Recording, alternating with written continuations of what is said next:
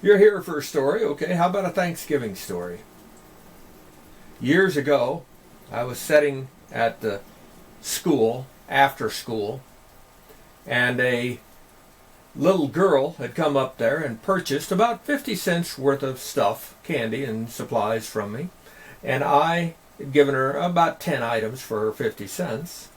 And she was getting ready to leave, and so I said, "Have a happy Thanksgiving."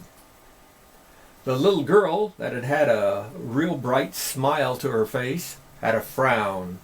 And she looked at me and said, "We don't believe in your God." Kind of shocked me, but never for a lack of words. I said, "I didn't say a word about God. I only spoke about Thanksgiving." And I said Thanksgiving is just simply families getting together on a day to be thankful that they're still alive and that they can enjoy each other. Because 50 million people every year die. So you can be thankful, if for nothing else, that you're alive. And Thanksgiving is what this country has as a celebration of that. Plus, you also get to eat yourself silly and feel miserable all afternoon while you watch football. And if you don't want to believe in our God, that's fine. But be that as it may, that's what Thanksgiving is here in this country. And of course, she was from the Far East.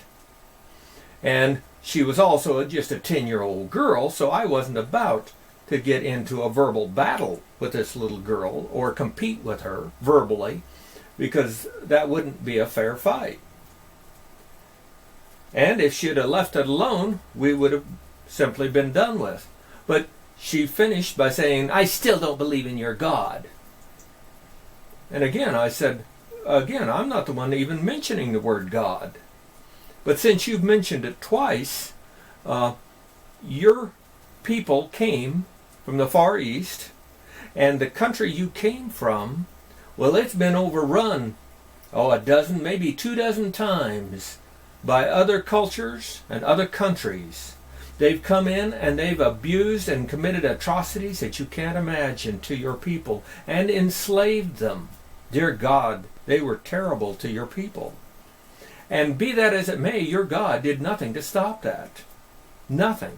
In fact, in time, your people had to come over to this Christian nation to be safe so that they could worship the God that you say is God.